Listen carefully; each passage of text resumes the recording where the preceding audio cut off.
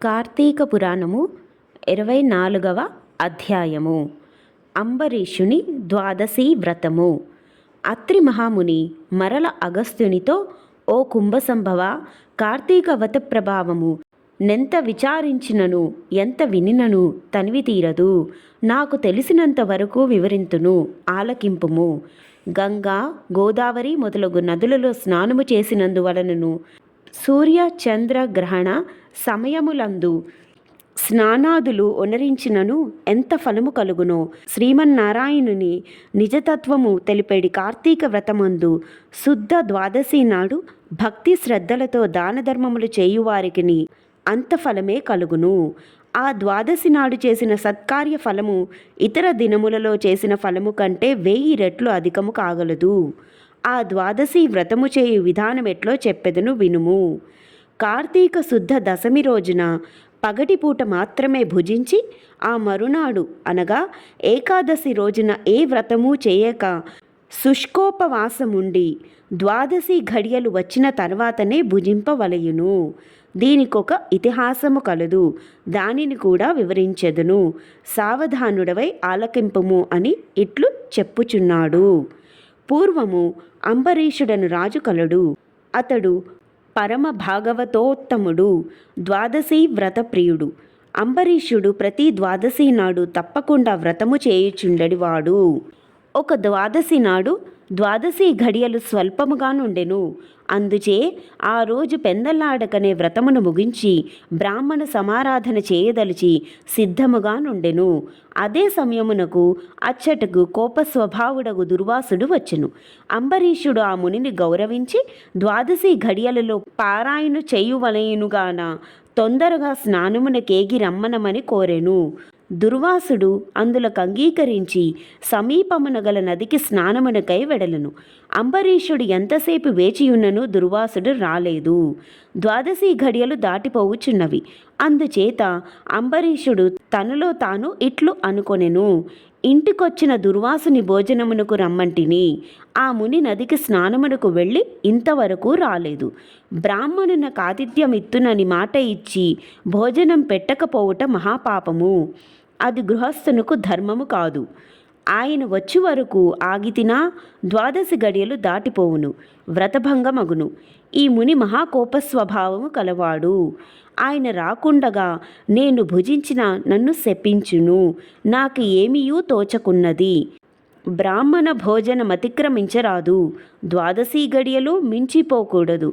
ఘడియలు దాటిపోయిన పిదప భుజించిన ఎడల హరిభక్తిని వదిలిన వాడిన గుదును.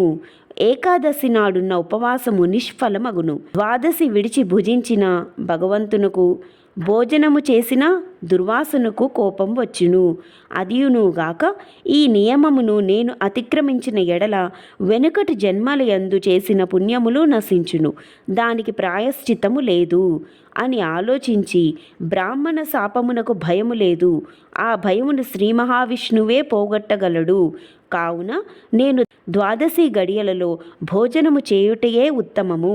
అయినను పెద్దలతో ఆలోచించుట మంచిదని సర్వజ్ఞులైన కొందరు పండితులను రావించి వారితో ఇట్లు చెప్పెను. ఓ పండిత శ్రేష్ఠులారా, నిన్నటి దినమున ఏకాదశి యగుటం చేసి నేను కటిక ఉపవాసమును ఉంటిని. ఈ దినమున స్వల్పముగా మాత్రమే ద్వాదశి గడియలున్నవి. ద్వాదశి గడియలలోనే భుజించవలసి ఉన్నది. ఇంతలో నా ఇంటికి దుర్వాస మహాముని విచ్చేసిరి. ఆ మహామునిని నేను భోజనమునకు ఆహ్వానించి తిని. అందులోకి ఆయన అంగీకరించి నదికి స్నానార్థమై వెళ్ళి ఇంతవరకు రాకుండెను. ఇప్పుడు ద్వాదశి గడియలు దాటిపోవుచున్నవి.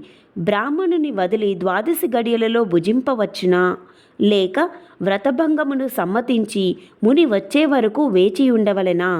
ఈ రెంటిలో ఏది ముఖ్యమైనదో తెలుపవలసినదని కోరెను.